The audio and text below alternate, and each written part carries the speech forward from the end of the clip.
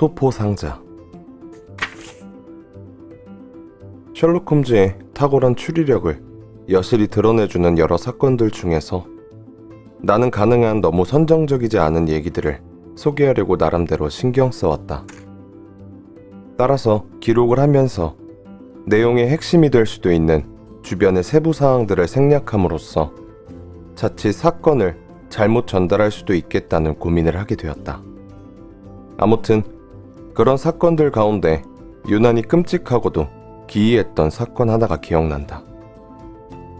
찜통 속에 앉아있는 것처럼 날씨가 푹푹 찌는 8월의 어느 날이었다. 베이커가 홈즈의 집 건너편에 쭉 늘어서 있는 노란색 벽돌집 지붕 위로 강렬한 태양이 눈을 찌를 듯이 내리쬐고 있었다. 그런데 이상하게 겨울에 안개 낀 날씨 속에서는 그 벽돌집들이 음산한 잿빛으로 보이는 것이다. 홈즈는 커튼을 반쯤 제쳐놓고 소파에 기대 앉아 아침에 온 편지 한 통을 몇 번이나 계속 읽고 있었다. 나는 인도에서 군복무를 했기 때문에 추위보다는 더위에 익숙해 섭씨 32도쯤은 아무렇지도 않았다.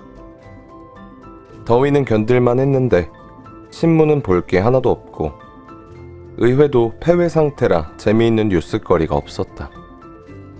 도시는 사람들이 모두 빠져나가 텅텅 비어있고 나도 뉴포리스트 숲속이나 사우스시의 해변이 그립기만 했다. 하지만 돈이 바닥나 휴가를 갈 수도 없었다. 그러나 홈즈는 휴가를 떠나고 싶다는 생각조차 없었다. 그는 런던 한복판에 앉아서 뭔가 새로운 사건이 없나 당장이라도 달려들 기세로 자료들을 들추며 열심히 살펴볼 뿐이었다. 그는 기막힌 재주들이 수도 없이 많았지만 안타깝게도 자연을 감상하는 재주는 없었다. 그가 기분 전환으로 삼는 일이 있다면 단 하나. 도시 범죄자에게서 시골 범죄자로 눈을 돌리는 일이었다. 홈즈가 편지에 온 신경을 쏟고 있는 것 같아 나도 신문을 내던지고 이런저런 생각에 잠겼다. 그런데 갑자기 그가 말을 걸었다. 왓슨, 자네 말이 맞아. 분쟁을 해결하는 방법이 너무 어리석단 말이야. 그렇다니까. 나는 대답을 해놓고 나서야 그가 내 생각을 읽고 말했다는 걸 깨달았다. 너무 놀란 나는 그를 똑바로 쳐다보았다. 아니, 어떻게 된 거야, 홈즈? 내 머리로는 도저히 이해가 안 되네. 내가 소리를 지르자 그는 나를 보며 껄껄 웃어 제꼈다. 자네 기억나나? 내가 지난번에 에드거 앨런 포의 소설에서 리팽이 친구의 속마음을 추리로 알아맞히는 대목을 읽어줬을 때 그건 단지 작가 특유의 상상력일 뿐이라고 자네가 말했자는가? 나도 때로는 그런 걸 할 수 있다고 말했는데도 말이야. 내가 그랬다고? 이보게, 자네가 그런 말을 했는지 안 했는지는 모르겠지만 눈을 크게 뜨고 놀라워한 건 사실이야. 그래서 방금 전에 자네가 신문을 내던지기에 난 자네 생각을 읽어볼 수 있는 좋은 기회가 왔다고 내심 반가워했지. 거봐, 우리가 결국 생각이 통하지 않았나? 하지만 난 도저히 이해할 수가 없었다. 그 소설에서 리팽은 그냥 알아맞힌 게 아니라 친구가 한 행동을 보고 힌트를 얻은 거지. 돌머리에 걸려서 넘어질 뻔했다든지 하늘을 쳐다보는 행동 같은 거 말이야. 그런데 나는 아무 행동도 안 하고 조용히 의자에 앉아있기만 했는데 어떻게 할 수 있었다는 건가? 자네 그 생각은 못했군. 자신의 표정 말일세. 누구나 얼굴엔 감정이 드러나는 법이거든. 그리고 자넨 유독 얼굴에 감정이 잘 드러나지. 내 표정에서 감정을 읽어냈다고? 그렇지. 눈에서 읽었다네. 그 몽상이 어떻게 시작됐는지 자네 기억나나? 아니, 전혀. 내가 말해주지. 처음 눈에 들어온 건 자네가 신문을 내던지는 행동이었어. 그 다음엔 30초쯤 멍하게 앉아있더니 액자 속에 있는 고든 장군의 초상화를 바라보더라고. 그때 자네의 표정이 바뀌어가고 있었네. 무슨 생각을 하기 시작한 거지. 하지만 오래 하지는 않았어. 자네 시선은 이내 책장에 놓여있는 헨리워드 비처의 초상화를 옮겨가더군. 그러고선 자연스레 벽으로 움직였어. 자네 생각이 뭔지 분명해 보였지. 비처 목사의 초상화를 고든 잠근 것처럼 액자에 넣어 벽에 걸어놓으면 장식적인 효과도 얻을 것 같다는 생각이 들었어.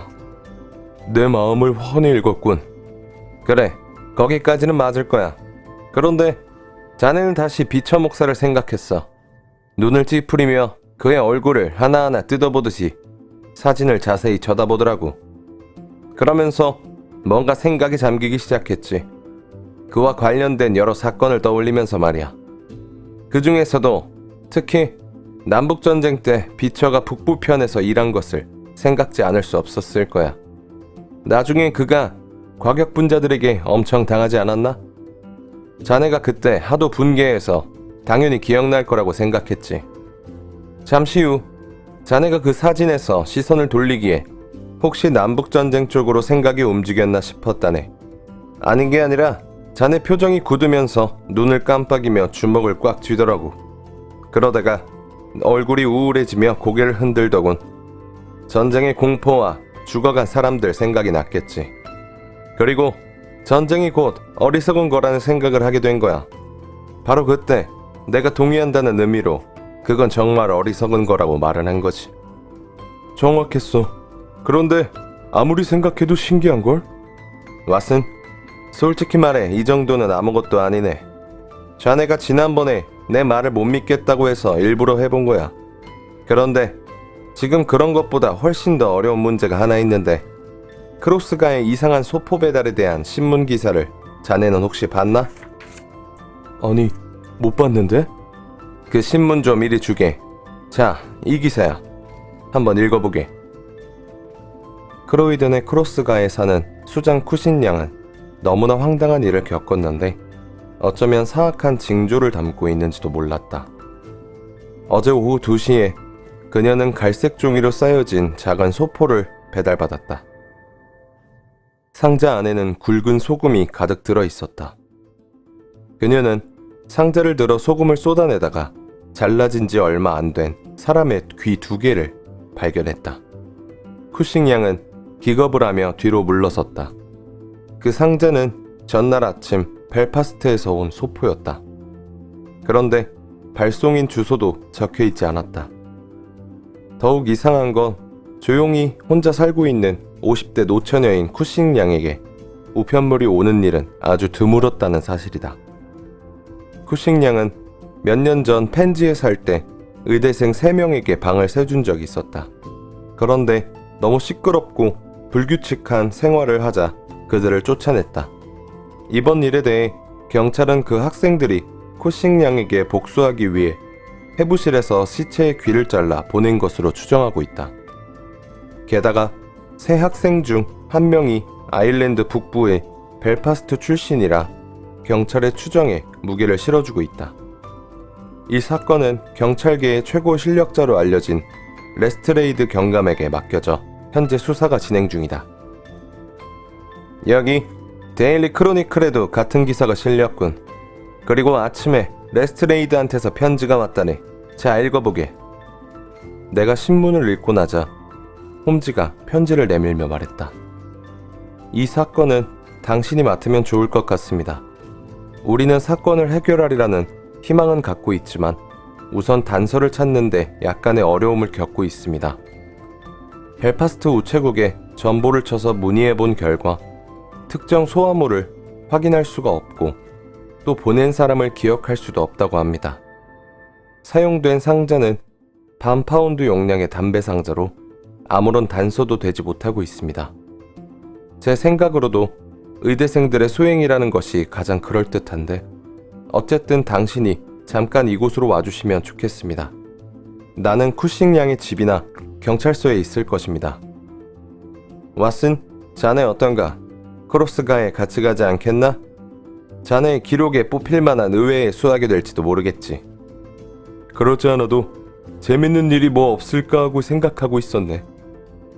우리는 곧 준비를 하고 기차역으로 갔다. 크로이든에 도착하자 소나기가 한바탕 쏟아져 런던보다 훨씬 상쾌했다.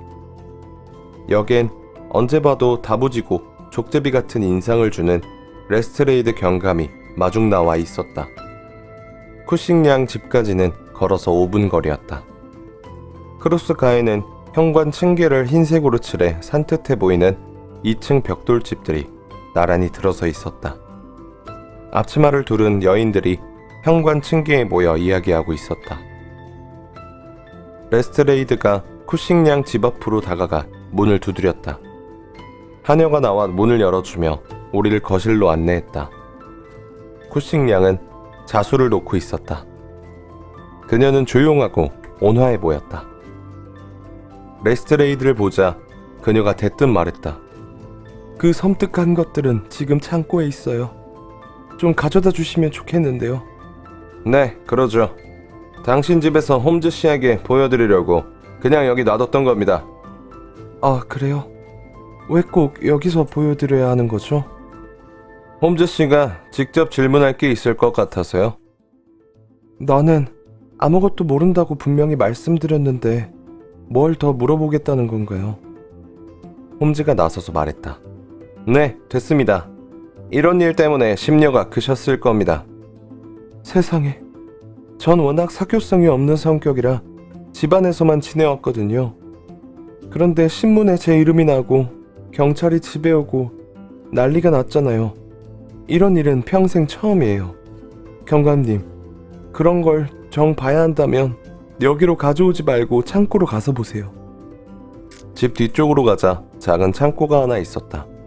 레스트레이드는 안으로 들어가 갈색 상자를 내왔다. 우리는 정원의 벤치에 앉아서 상자를 풀어보았다. 끈이 뭔가 이상한데요? 홈즈는 상자에 메어진 끈을 풀어 햇빛에 비춰보며 냄새를 맡아보았다. 경감, 이 끈을 좀 봐요. 타르가 묻어있는 것 같은데요? 그렇죠? 타르를 칠한 끈입니다. 쿠싱양이 가위로 끈을 잘랐다면서요? 그런데 끝이 두 가닥으로 풀려 있어요. 이건 아주 중요한 단서가 됩니다. 그게 왜 중요한 건지 난 모르겠는데요. 중요한 건 매듭 지은 게 그대로 남아있다는 점이에요. 매듭이 아주 특이하게 되어 있거든요. 아주 단정하네요. 그 점은 나도 적어 놓았어요. 레스트레이드가 자신있게 말했다. 그리고 포장지가 갈색인데 독특한 커피 향이 나는군요. 경감은 못 느꼈는지 몰라도 난 분명히 나거든요. 그리고 주소를 J펜으로 쓴 것 같은데 펜 쪽이 굵고 잉크질은 나쁜 것 같습니다. 크로이든의 Y를 처음엔 I로 썼다가 나중에 고쳤고요. 글씨체로 보면 남자가 쓴 게 분명합니다. 지적인 사람은 아니고 크로이든이란 이름도 익숙하지 않습니다. 자, 좋습니다. 상자는 반 파운드 용량의 담배 상자이고 바닥 왼쪽 구석에 엄지손가락 자국이 2군데나 있습니다. 그리고 소금은 상업용으로 쓰는 굵은 소금인데 그 속에 기이한 물건이 들어있군요. 홈즈는 무릎에 나무판을 올려놓고 귀 2개를 꺼내 나무판 위에 얹어 자세히 들여보았다. 레스트레이드와 나도 옆에서 그 끔찍한 물건을 쳐다보았다. 한참 동안 살펴보던 홈즈는 마침내 그걸 상자에 다시 넣어넣고 골똘히 생각했다. 이 귀가 한 사람 게 아닌 것은 알고들 계시겠죠? 맞아요. 나도 그렇게 봤어요. 이게 의대생들이 한 짓이 맞다면 해부실에서 2사람 귀를 찾는 게 어려운 일도 아닐 것 같은데요? 그렇겠죠. 하지만 이건 그냥 못된 장난질 정도가 아닙니다. 확실합니까? 그렇습니다. 해부실에서는 시체에 방부제를 주입해 놓죠. 그런데 이 귀에는 그랬을 가능성이 전혀 없고 게다가 곧바로 잘라냈어요. 무딘 칼로 잘라냈는데 그건 의대생이 하는 짓이 아닙니다. 그리고 의대생이라면 왕소금을 쓰지 않고 방부제로 알코올을 썼겠죠. 그러니까 이건 그냥 단순한 장난이 아니라 심각한 범죄가 발생한 겁니다. 홈즈의 표정이 단호하게 굳어졌다. 뭔가 잔인한 범죄가 배후에 있다는 생각이 들자 나 또한 온몸이 오싹해졌다. 귀괴하고 납득할 수 없는 어떤 비극이 숨어 있다는 생각이 들었다. 하지만 레스트레이드는 반신반의하는 표정으로 고개를 저었다. 장난으로만 볼 수 없는 점들도 있지만 그렇지 않은 점들이 더 많은 것 같은데요? 쿠싱 양은 지난 20년 동안 펜지와 이 동네에서 조용히 살아왔습니다. 거의 하루도 집을 떠나본 적이 없다더군요. 그리고 범죄자가 스스로 그런 증거물을 소포로 보내겠습니까? 그럴 이유가 없는 거죠. 안 그렇습니까? 글쎄, 그건 모르죠. 만약 내 추리가 맞다면 두 사람이 살해된 것입니다. 하나는 여자 귀고 하나는 남자의 귀인데 여자 것은 귀걸이 흔적이 나 있고 남자 것 또한 귀걸이 자국이 있는 데다 햇볕에 많이 그을려 있어요. 둘 다 죽었을 겁니다. 오늘이 금요일이니까 소포를 묻힌 건 목요일 아침이네요.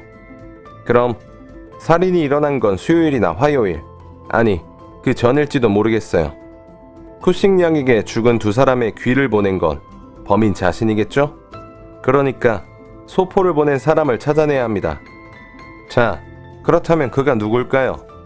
쿠싱 양에게 이런 걸 보낼 만한 이유가 있는 사람이 있겠죠. 그럼 무슨 이유에서일까요? 자신이 살인을 했다는 사실을 알리기 위해서거나 아니면 그 사람에게 무서운 위협을 가하기 위해서였겠죠. 그렇다면 쿠싱 양은 누가 범인인지 알고 있다는 겁니다. 그런데 정말 쿠싱 양이 알고 있을까요? 난 의심이 갑니다. 왜냐하면 만약 그녀가 알고 있다면 무엇 때문에 경찰에 알렸을까요? 귀를 어디다 묻어버리든지 했으면 이 사건은 아무도 모르게 지나갔을 텐데 말이죠. 쿠싱 양이 범인을 숨겨줄 입장이라면 분명히 그렇게 했을 거예요. 하지만 그렇지 않다면 이름을 밝혔겠죠.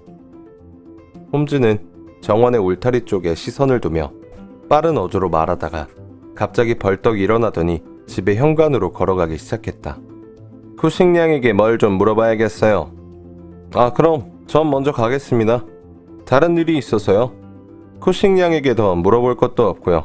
경찰서에 가 있겠습니다. 레스트레이드가 말했다. 기차역으로 갈 때 들르지요. 홈즈와 내가 거실로 들어갔을 때 쿠싱 양은 조용히 술을 놓고 있었다. 그녀는 우리를 예의주시하듯 날카로운 눈매로 쳐다보았다. 아무리 생각해도 뭔가 실수가 있었던 것 같아요. 그 소포는 저한테 온 게 아닐 거예요. 런던 경시청에서 온 분한테도 몇 번 이 얘기를 했는데 듣는 둥 마는 둥 하더라고요. 제가 아는 한 저한테 원한을 품고 있는 사람은 없거든요. 그런데 도대체 누가 이런 짓을 했을까요? 쿠싱 양, 저도 그렇게 생각합니다. 홈즈는 그녀 옆자리에 앉으며 말했다. 물론 그럴 것... 홈즈는 벼랑간 말을 중단하더니 쿠싱 양의 옆모습을 빤히 쳐다보았다. 그러고는 곧 밝고 만족스러운 표정을 지었다. 그녀가 홈즈를 돌아봤을 땐 그는 이미 원래의 표정을 되찾고 있었다. 나는 쿠싱 양의 희끗희끗한 머리와 모자, 귀고리, 그리고 조용한 얼굴을 가만히 쳐다보았다. 하지만 홈즈가 왜 그렇게 놀랐는지는 알 수 없었다. 몇 가지 질문이... 더 이상 질문은 싫은데요. 쿠싱 양이 짜증스럽게 말했다. 여동생이 두 분 계시죠? 어떻게 아셨죠? 저기 벽난로 위에 세 분의 사진이 있는 걸 봤습니다. 한 분은 쿠싱 양이 맞고 다른 두 분도 쿠싱 양을 무척 닮았더군요. 그래서 자매인 걸 알았죠. 맞아요. 동생들인 세로와 메리예요. 그리고 여기 있는 사진은 막내 동생이 여객선 승무원과 함께 리버풀에서 찍은 사진이군요. 이때는 동생이 아직 미혼일 때였죠? 관찰력이 정말 대단하시네요. 제 직업이니까요. 맞추셨어요. 이 사진을 찍은 후에 두 사람이 결혼을 했어요. 브라우너 씨는 결혼 전에 남미로 향하는 배를 타고 있었는데 결혼 후에 리버풀과 런던을 오가는 기선으로 바꿨죠. 그럼 정복자호를 탔겠네요? 아니요. 메데이호라고 알고 있는데요. 그는 우리 집에 한번 왔었어요. 그때만 해도 술을 다시는 안 마시겠다고 맹세하고 있을 때였죠. 그러다가 얼마 후부터 다시 술을 마셨는데 술만 마셨다 하면 완전 미치광이가 되다시피 했어요. 술이 그에게는 파멸을 가져다 준 거죠. 그래서 전 그 사람과 사이가 안 좋아졌고 세로와도 크게 싸웠죠. 이제 메리한테서도 편지 온 지가 오래돼서 그들 부부가 어떻게 사는지 도통 모르고 있어요. 그 얘기는 쿠싱 양의 마음속에 오랫동안 앙금으로 남아있던 게 분명했다. 사람들을 만나지 않고 살아온 터라 그녀도 처음엔 말을 아꼈지만 결국은 속마음을 털어놓게 되었던 것이다. 그녀는 이어서 새들어 있었던 의대생들 이야기도 했다. 그들의 이름과 그들이 한 온갖 행위들, 그리고 일하는 병원 이름까지도 모두 낱낱이 이야기했다. 홈즈는 열심히 귀를 기울이다가 가끔 질문을 했다. 그런데 결혼하지 않은 세러 양과는 왜 같이 살지 않으시는 거죠? 그건 선생님이 세러의 성격을 몰라서 그러시는 거예요. 여기 크로이든으로 이사 오면서 그 애와 같이 살려고 했죠. 그런데 2달 전에 결국 헤어지고 말았어요. 동생을 욕하고 싶진 않지만 그의 성격이 너무 까다로워 맞추기가 정말 힘들었거든요. 세러 양도 메리 양의 남편과 크게 싸웠다고 하셨죠? 네. 처음엔 아주 잘 지냈죠. 메리 부부와 함께 살려고 그 집에 들어가기도 했으니까요. 그런데 도저히 견디지를 못했어요. 지금도 제부한테 온갖 욕을 퍼붓고 있죠. 술을 너무 마시고 술버릇이 나쁘다고 하면서 말입니다. 세러가 하도 그러니까 제부와도 사이가 안 좋게 된 거죠. 말씀 감사합니다, 쿠싱양. 홈즈는 일어서다가 말을 이었다. 세러 양은 월링턴의 뉴가에 산다고 하셨죠? 그럼 안녕히 계십시오. 밖에 나가 마차를 세우며 홈즈가 물었다. 월링턴까지는 얼마나 되죠? 1.5km 정도밖에 안 됩니다. 왓슨, 내친 김에 한번 가보세. 이 사건은 간단한 것 같지만 뭔가 새로운 걸 깨우쳐주는 점이 있네. 이복의 마부, 가다가 전신국에 좀 들려야겠네. 홈즈는 전신국에 들러 전보를 보내고 다시 마차로 돌아왔다. 마차는 얼마간 달리다 어느 집 앞에 멈춰섰다. 홈즈가 마차를 기다리게 한 후 막 문을 두드리려는데 검정색 옷에 모자를 쓴 남자가 어두운 표정으로 나왔다. 쿠싱양 계십니까? 홈즈가 물었다. 쿠싱양은 지금 상태가 대단히 안 좋습니다. 어제부터 뇌염 증상이 나타나고 있거든요. 저는 의사인데 당분간은 방문을 할 수가 없습니다. 한 10일쯤 후에 다시 오시는 게 좋을 겁니다. 의사는 장갑을 끼고 문을 닫았다. 아, 그래요? 그럼 뭐 할 수 없죠. 홈즈는 흔쾌히 대답했다. 아무튼 세러 양이 특별한 얘기를 할 것 같지는 않네. 뭘 캐묻다기보다는 그냥 좀 보러 온 거네. 하지만 꼭 필요한 건 다 알아냈어. 왓슨, 호텔로 가서 우선 점심을 하세. 식사하는 내내 홈즈는 바이올린 이야기만 했다. 최소한 500기니는 되는 스트라디바리우스를 토트넘의 유대인 전당포에서 단돈 55실링에 구입한 얘기를 한참이나 떠들어댔다. 그런 다음엔 파가니니에 대한 이야기를 1시간 이상이나 쏟아냈다. 그러는 동안 뜨거운 햇빛도 꺾여 부드러워졌다. 경찰서로 가자 레스트레이드가 우리를 진즉부터 기다리고 있었다. 홈즈씨, 당신에게 전보 한 통이 와 있군요. 아, 네, 답장이 왔네요. 홈즈는 전보를 살펴보더니 주머니 속에 아무렇게나 집어넣었다. 잘 됐어요. 뭐가 말입니까? 레스트레이드가 물었다. 모든 걸 알아냈어요. 뭐라고요? 농담이시겠죠? 레스트레이드가 놀란 토끼 눈으로 물었다. 천만에요. 잔인한 범죄가 일어났다고 내가 말했죠? 그걸 지금 다 알아냈다고요. 그럼 범인이 누구죠? 홈즈는 명함 뒷면에 뭔가를 적더니 레스트레이드에게 주었다. 그자가 범인입니다. 그런데 내일 밤에나 체포할 수 있을 거예요. 내 이름은 절대 거론하지 말아주시오. 나는 해결하기 까다로운 사건에만 알리고 싶으니까요. 자, 왓슨, 가세. 레스트레이드는 홈즈가 준 명함을 들여다보면서 연신 만족한 표정이었다. 그날 밤 홈즈는 베이커가 집에서 담배를 피우며 이런 이야기를 했다. 이번 사건은 거꾸로 거슬러 올라가면서 추리를 했다네. 레스트레이드한테는 새로운 사실이 밝혀지면 연락주라고 해놓았어. 범인을 체포한 다음에 밝혀지겠지. 레스트레이드가 해낼 걸세. 그는 아주 영민하지는 못해도 이를 끝까지 물고 늘어지는 끈기가 있으니까. 그를 런던 경시청에서 알아주는 것도 바로 그 끈기 때문이지. 아니, 그럼 아직도 사건이 해결된 게 아닌가?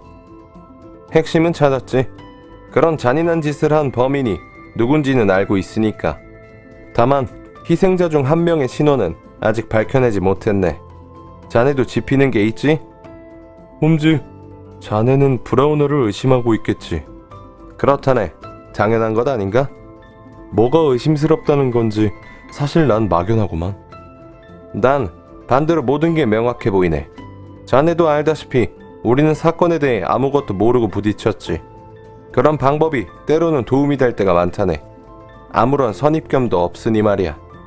아무튼 우리는 직접 가서 보고 그걸 근거로 추리해보려고 쿠싱양 집으로 간 거지. 가서 맨 처음에 본 게 뭐였나? 비밀이라곤 아무것도 없을 것 같은 너무나 차분하고 점잖은 여자와 그녀가 여동생들과 함께 찍은 사진이었어. 그걸 본 순간 소포가 그들 중 한 사람에게 온 것이라는 생각이 퍼뜩 들더군. 그리고 소포를 묶었던 끈에 배에서 도출 꿰맬 때 쓰는 것이라 난 바로 바다를 떠올렸지. 게다가 매듭도 선원들이 보통 쓰는 방식이었고 소포를 보낸 곳이 항구인데다 남자 귀에 귀걸이 자국이 있었어. 귀걸이를 하는 남자들은 대부분 뱃사람들이거든. 아무튼 이 사건에 관련된 남자들은 전부 뱃사람들이라는 확신이 들었네. 그 다음에 소포 주소를 보니까 수신인이 S 쿠싱양으로 되어 있는데 수잔 쿠싱도 S로 시작되지만 여동생 가운데도 S로 시작되는 이름이 있을지도 모른다는 생각이 들더군. 그렇다면 완전히 새로 조사를 해야겠지. 그래서 확실히 알아보려고 다시 집으로 들어간 거라네. 그런데 얘기를 하다가 내가 갑자기 말을 끊었던 것이 기억나지? 놀라운 걸 발견했었거든. 대단한 단서가 됐던 거지. 왓슨, 자네는 의사니까 알겠지만 인체 중에서 귀는 가장 특징적인 부위 아니겠나? 사람마다 제각기 다른 모습을 하고 있으니까. 작년에 난 인류 학회지에 귀에 대한 논문을 2편 썼어. 그래서 상자 속에 들어있는 귀의 특징을 해부학적으로 자세히 관찰했지. 그런데 세상에, 쿠싱양의 귀가 상자 속에 들어있는 귀와 똑같이 생긴 게 아니겠나? 얼마나 놀랐는지 말이 안 나오더라고. 그러고는 곧 깨달았지. 피해자는 바로 쿠싱양과 혈연관계라는 걸 말이야. 내가 가족에 대해 물어보자 쿠싱양이 금방 줄줄이 다 얘기한 거 자네도 기억하겠지? 먼저 여동생 이름이 세러이고 얼마 전까지 언니 집에서 살았다는 게 밝혀졌어. 그러니까 소포는 세러 양에게 온 것이었네. 세러 양이 제부와 크게 싸웠다고 했는데 그 후로 서로 연락이 끊겼지. 만약 제부가 세러 양에게 소포를 보낸 일이 있었다면 분명 옛날 주소로 보냈을 거라는 걸 알았지. 자, 이렇게 추리를 하자 문제가 쉽게 풀려갔네. 우선 브라우너라는 자가 충동적이고 정열적인 사내라는 느낌이 들었어. 왜냐하면 아내와 오래 떨어져 있기 싫어서 더 좋은 자리를 포기했다고 했으니까 말이야. 거기다 술고래였지. 그래서 난 이런 확신이 들었네. 그의 아내나 선원 중 한 명이 살해된 거라고. 범행 동기는 물론 질투 때문이야. 자, 그럼 왜 범행의 증거물을 세러 쿠싱 양에게 보냈을까? 아마도 세러 양이 리버풀에서 그들과 함께 살 때 사이가 심각하게 안 좋았기 때문이겠지. 특히 브라우너의 심기를 극단적으로 건드렸던 거야. 브라우너가 타는 기선은 벨파스트와 더블린, 워터퍼드 항에 기항하는데 그가 범행 후 바로 메이데이호에 승선했을 경우 그 끔찍한 소포를 보낼 수 있는 첫 번째 기항지가 바로 벨파스트일세. 이 대목에서 다른 가설을 생각했지. 별로 그럴 가능성은 없다고 봤지만 그래도 확인을 해보기로 했어. 그 가설은 브라우너의 부인을 짝사랑한 남자가 그들 부부를 죽였을지도 모른다는 거였지. 그래서 리버풀 경찰대학에 있는 친구 엘거에게 전보를 쳐서 브라우너 부인이 집에 있는지 그리고 브라우너가 메이데이 호를 탔는지 알아보라고 했네. 그런 다음에 세러 양 집으로 간 거라네. 그녀는 소포가 자신에게 온 거라는 걸 알고 있었던 것이 분명해. 그 충격으로 쓰러지기까지 했으니 말일세. 그녀가 쓰러진 날이 그걸 증명하고 있어.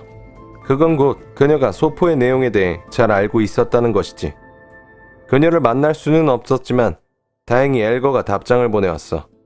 그게 결정적인 해답이 됐지. 브라우너 부인은 사흘 전부터 집에 없고 브라우너는 메이데이호에 승선했다는 거였네. 그 배가 내일 밤에 템스강에 도착한다니까 브라우너는 곧바로 레스트레이드 손에 넘어가는 거지. 셜록 홈즈의 추리는 빈틈없이 맞아떨어졌다. 이틀 후에 그는 우편물을 하나 받았는데 속에는 레스트레이드의 편지와 서류들이 들어있었다. 레스트레이드가 범인을 체포했군. 홈즈가 나를 흘끗 보며 말했다. 자, 읽을 테니 들어보게. 친애하는 홈즈씨, 우리의 가설을 증명하기 위해 어제 저녁 6시에 엘버트 항구로 가서 메이데이 호를 탔습니다. 알아본 결과 짐 브라우너가 승선은 했지만 이상한 증상을 보여 선장이 그를 근무하지 못하게 했다는 것이었습니다. 그를 찾아가 봤더니 짐짝 위에 쭈그리고 앉아 얼굴을 손으로 감싼 채 몸을 흔들거리고 있더군요. 그는 우람한 체격에 깨끗이 면도를 하고 있었는데 마치 가짜 세탁물 사건에서 우리를 도와줬던 그 엘드리지 비슷했습니다. 내가 용건을 말하자 그가 갑자기 벌떡 일어나는 거였어요. 그래서 호루라기를 불어 배 위를 돌고 있던 수상 경찰들을 불렀죠. 그랬더니 그는 별 수 없다는 듯이 조용히 팔을 내밀어 수갑을 받았습니다. 그를 유치장으로 데려오면서 우리는 그의 짐짝도 같이 가져왔습니다. 그 속에는 선원들이 일반적으로 쓰는 크고 날카로운 칼 하나밖에 들어있지 않더군요. 증거는 확실해진 것이었습니다. 경찰서에 도착하자 그는 자백하겠다고 했습니다. 그래서 속기사가 그의 말을 받아 타이프로 치게 되었습니다. 동봉한 서류는 바로 그 진술서 사본입니다. 제가 말했던 대로 이 사건은 아주 간단한 것이었지만 그래도 수사를 도와준 당신에게 감사드립니다. 안녕히 계십시오. 정말 간단히 해결됐군. 그런데 레스트레이드가 우리한테 처음 얘기할 때는 그렇게 말하지 않았는데 아무튼 브라우너가 무슨 말을 했는지 보세. 네, 난 지금 이 사실을 다 털어놓지 않으면 미쳐버릴 것 같습니다. 나를 죽이든지 내버려 두든지 마음대로 하십시오. 당신들이 어떻게 하든 난 관심 없어요. 그 짓거리를 한 후로 한숨도 잠을 못 잤고 아마도 죽을 때까지 잠을 못 잘 것 같습니다. 그놈 얼굴이 가끔 떠오를 때도 있지만 무엇보다 아내 얼굴이 눈앞에서 사라지지 않으니까요. 죽을 때 아내는 너무나 놀란 표정을 짓고 있었죠. 자신을 끔찍이 위해주던 남편이 갑자기 돌변했으니 얼마나 놀랐겠어요. 모든 게 세러 때문이었습니다. 나는 이제 끝장난 신세입니다. 하지만 그 여자를 끝내 파멸시키고 말 겁니다. 온몸이 썩어 죽는 꼴을 보고 말겠어요. 나는 다시 술을 마시기 시작했습니다. 세러가 우리 집에 들어오지만 않았다면 아내는 나를 떠나지 않았을 것입니다. 세러 쿠싱이 나를 좋아했거든요. 하지만 그 여자는 내가 아내의 흙 묻은 발자국을 더 사랑한다는 걸 알고는 나를 증오하기 시작했어요. 그들 세 자매 중에 첫째는 좋은 여자고 둘째는 악마고 셋째는 천사였습니다. 우리가 결혼했을 때 마리는 29살이었고 세러는 32살이었어요. 결혼 생활은 마냥 행복했죠.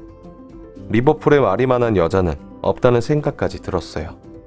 그러던 어느 날 우리는 세러를 초대했어요. 일주일 정도 있다 가라고 했죠. 그런데 한 달이 돼도 안 가더니 아예 눌러 살기 시작한 거예요. 나는 그 무렵 술을 끊고 조금씩 저축도 하고 있었어요. 정말 착실한 생활을 하고 있었죠. 그런데 이런 일이 일어날 줄은 정말 몰랐어요. 나는 거의 주말에만 집으로 왔는데 가끔 배에 출항이 지연될 때는 일주일 동안 집에 있을 때도 있었어요. 자연히 세러와 자주 얼굴을 맞대게 되었죠. 그녀는 키가 크고 머리칼이 검은 데다 거칠고 교활한 여자였어요. 이글이글 타는 눈빛이 항상 거만했죠. 하지만 난 마리밖에 생각하지 않았기 때문에 그 여자는 신경도 쓰지 않았습니다. 정말 맹세할 수 있습니다. 그 여자가 나와 단둘이서만 있고 싶어 한다거나 산책을 나가고 싶어 했지만 난 아예 들은 척도 안 했어요. 그러던 어느 날 집에 와보니까 마리는 없고 그녀만 있더군요. 내가 마리는 어디 있느냐고 묻자 가게에 잠깐 갔다는 거예요. 내가 방 안을 왔다 갔다 하자 그녀가 말했어요. 마리가 없으면 단 5분도 허전해서 못 있나 봐요. 잠깐이라도 나랑 둘이 있는 게 불편하다면 정말 섭섭한데요. 그래서 내가 그렇지 않다고 말했죠. 그러면서 별 생각 없이 손을 내밀었는데 그 여자가 두 손으로 내 손을 갑자기 덥석 잡는 거예요. 눈빛을 보니 그 여자의 마음을 알겠더라고요. 그래서 난 손을 뿌리쳤어요. 그 여자는 잠시 아무 말도 하지 않고 있다가 내 어깨를 툭 치더군요. 고집쟁이라고 말하면서요. 그러고는 웃는 척을 하며 밖으로 뛰어나갔어요. 결국 그때부터 그녀는 나를 죽도록 증오했어요. 정말 증오란 그런 것이구나 싶을 정도로요. 그 여자를 그냥 집에 놔둔 게 큰 실수였죠. 하지만 아내를 생각해서 그 여자한테는 아무 말도 하지 않았어요. 그리고 시간이 흐르면서 아무 일도 없었던 것처럼 지내게 되었어요. 그런데 아내한테 뭔가 변화가 일어나기 시작했어요. 그녀는 매사를 꼬치꼬치 캐묻기 시작하는 거였어요. 나중엔 점점 더 심해지면서 성격까지 이상해졌고 우리 사이의 싸움이 그치질 않게 되었습니다. 나는 왜 상황이 이렇게 되어가는지 답답했지만 이유를 알 수 없었습니다. 세로는 나를 피하면서 오히려 마리한테는 더 끈끈하게 달라붙었죠. 마리를 내게서 떼어놓느라 갖은 증상모략을 하기 위해서였어요. 그때 난 전혀 눈치를 못 챘어요. 아무튼 마리가 그렇게 달라지자 나도 다시 술을 퍼마시기 시작했습니다. 마리는 그런 나를 더욱 싫어하게 되었고 우리 사이는 점점 더 나빠지고 말았습니다.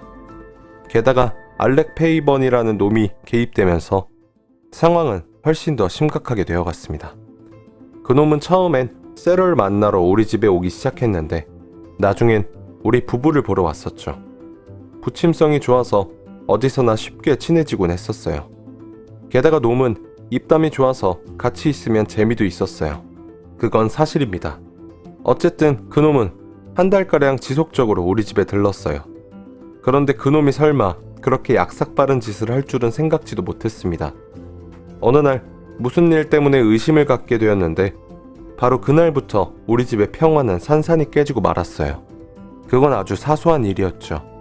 하루는 미리 알리지 않고 집으로 들어간 적이 있었어요. 문을 열고 들어가는데 아내의 얼굴이 환해지는가 싶더니 곧 나라는 걸 알고는 실망하며 고개를 돌려버리는 것이었습니다. 난 알아챘어요. 아내가 내 발소리를 딴 사람으로 착각했다는 것을. 그리고 그건 틀림없이 알렉 페어베언밖에 없다는 것을요. 만약 그때 그놈이 거기 있었다면 나는 당장 죽여버렸을지도 모릅니다. 내 성질을 한번 건드리면 물불 가리지 않거든요. 아내는 내 눈빛에서 살기를 느끼고는 나를 붙잡았어요. 짐, 그러지 말아요, 제발. 세러는 어디 있어? 주방에요. 그래서 난 주방으로 갔습니다. 세러, 그 페어베언이라는 자 말이오. 다시는 우리 집에 얼씬도 못하게 하세요. 어머, 왜요? 그건 내 마음이에요. 그럼 내 친구가 여기 올 수 없다면 나도 이 집에 있으면 안 되겠네요? 마음대로 하세요. 하지만 페어베언이라는 자가 다시 여기 나타나면 그 인간의 한쪽 귀를 잘라서 당신에게 선물로 보내드리죠. 제 말에 그 여자는 두려움을 느꼈던 것 같아요. 더 이상 대답도 안 하고 그날 밤으로 짐을 챙겨 떠났으니까요. 아내가 불륜을 저지르도록 부추겨서 우리 부부 사이를 갈라놓으려 했던 수작이 다 들통난 거 아니겠어요? 한데 멀리 가지도 않고 바로 근처에 집을 구해서 하숙을 치기 시작하더라고요. 그때부터 페어베언이라는 자는 그 집을 들락거렸고 아내도 놀러 간다는 핑계로 거기서 놈을 만나는 것이었습니다. 어느 날 난 아내의 뒤를 밟아 그 집에 들이닥쳤죠. 아니나 다를까 놈은 겁먹은 스컹크처럼 담장을 넘어 도망치더군요. 나는 아내에게 또다시 그놈을 만나면 죽여버리겠다고 했습니다. 우리 사이는 완전히 식어 있었어요. 나는 점점 더 많은 술을 마셨고 아내는 그런 날을 갈수록 혐오했습니다. 세러는 하숙으로 생계를 잇기가 어려워지자 크로이든에 사는 언니 집으로 다시 갔어요. 우리 부부 사이는 여전히 냉랭했죠. 그러다가 엊그제 모든 게 끝난 겁니다. 자세히 설명하죠. 나는 그날도 7일간 항해를 해야 하는 메이데이 호에 올랐습니다. 그런데 통 하나가 떨어지는 바람에 사고가 생겨 수리를 해야 했기 때문에 12시간 동안 출항이 지연되었어요. 그래서 난 집으로 갔죠. 가면서 혹시 마리가 내가 다시 돌아와 반가워하지는 않을까 하는 생각도 하면서 말이죠. 집 골목으로 들어서는데 거기서 마차 한 대가 나오는 거였어요. 옆으로 지나가는 걸 잠시 쳐다보고 있는데 그 안에 아내와 페어배원이 붙어앉아 웃으며 떠들고 있지 뭡니까. 나를 보지도 못하고요. 솔직히 말씀드리겠습니다. 그 순간 나는 미쳐버렸어요. 지금은 그때 일이 꿈속처럼 가물거리기만 합니다. 매일 폭음을 하다 보니까 머릿속에서 두 가지 것이 뒤섞여 머리가 돌아버린 것 같아요. 지금은 머릿속에서 부두 노동자의 망치질 소리가 뭔가 쿵쿵 울리고 있는데 그날 아침엔 완전히 나이아가라 폭포 소리 같았죠. 나는 큰 나무 몽둥이를 주워 마차를 쫓아갔습니다. 한데 뛰다가 갑자기 다른 생각이 들더군요. 그래서 몸을 숨겼죠. 두 사람은 기차역에서 내리더군요. 다행히 매표소 부근에 사람이 많아 눈에 안 띄게 그들을 계속 따라붙을 수 있었어요. 그들은 뉴 브라이턴행 표를 사더군요. 나도 같은 표를 사서 그들과 3칸 떨어진 곳에 앉아 있었어요. 목적지에 도착하자 그들은 바닷가로 가서 걷기 시작했어요. 나도 100m쯤 뒤에서 계속 따라갔죠. 얼마쯤 가다가 두 사람은 배까지 빌려 타고 바다로 나가더군요. 날씨가 워낙 더우니까 더위를 식히려고 그랬겠죠. 하지만 그 순간부터 둘은 내 손 안에 들어온 거였어요. 마침 바다에 안개가 끼어 아주 멀리는 보이지 않았어요. 나도 배를 빌려 그들을 따라갔죠. 얼마쯤 가다가 그 배 가까이 접근했어요. 바다 한가운데엔 우리 셋밖에 없었어요. 아, 자신들을 향해 다가오는 배 안에 내가 있다는 걸 발견했을 때 그들의 표정은 도저히 잊을 수 없었습니다. 아내는 비명을 지르기 시작했어요. 그놈은 내 눈을 보고 두려웠는지 마구 욕을 해대며 나에게 미친 듯이 노를 휘두르더군요. 나는 그걸 피하는 한편 갖고 있던 몽둥이로 놈의 대갈통을 계란을 깨듯 박살내버렸습니다. 나는 완전히 정신이 나가 있었지만 아내만은 지켜주려고 했죠. 그런데 아내는 죽은 그놈을 껴안고는 목 놓아 소리쳐 울부짖는 거예요. 그 꼬락서니를 보자 눈앞에 아무것도 보이지 않았어요. 또 다시 몽둥이를 휘두르고 말았죠. 아내는 결국 그놈 옆에서 꼬꾸라졌습니다. 난 포악한 맹수처럼 되어버렸어요. 만약 세러가 거기 있었다면 그 여자도 죽여버렸을 겁니다. 아무튼 나는 칼을 빼들었어요. 네, 그 다음은 더 이상 말하지 않아도 아실 테고요. 이 얘기는 그만하고 싶습니다. 다만 세러가 자신 때문에 어떤 비극이 일어났는지를 알게 된다면 재밌겠다는 생각이 들었어요. 그 후 나는 시신들을 배에 묻고 바닥을 뜯어내 배가 가라앉도록 했어요. 그러고는 돌아와 메이데이 호로 갔죠. 그동안 내가 무슨 짓을 저질렀는지 아무도 알 리가 없었죠. 그날 밤 난 세러 쿠싱에게 보낼 소포를 포장해 다음날 벨파스트에서 보냈습니다. 네, 이제 모든 얘기를 다 했습니다. 나를 죽이든지 살리든지 마음대로 하세요. 하지만 난 이미 죗값을 톡톡히 치르고 있습니다. 두 사람이 나를 계속 쳐다보고 있기 때문이죠. 그 공포의 눈으로 말입니다. 나는 그들을 단칼에 죽였지만 그들은 내 숨통을 서서히 조이고 있습니다. 형사님, 이대로 하루가 간다면 난 죽든지 미쳐버릴 겁니다. 나를 독방에 가두지는 않겠죠? 제발 부탁합니다. 그러면 형사님도 언젠가 고통에 처하게 될 때 지금 저에게 베푸신 덕을 받게 될 것입니다. 왓슨, 이 사건을 자네는 어떻게 보나? 홈즈는 서류를 놓으며 심각한 얼굴로 말했다. 이 세상의 모든 고통과 불행에는 어떤 목적이 있는 건 아닐까? 이 사건에도 분명 어떤 목적이 있는 것 같아. 우연히 세상을 지배한다는 건 말이 안 되지. 하지만 그 목적이란 건 무엇일까? 그건 인간의 이성으로는 알 수가 없는 것 같네.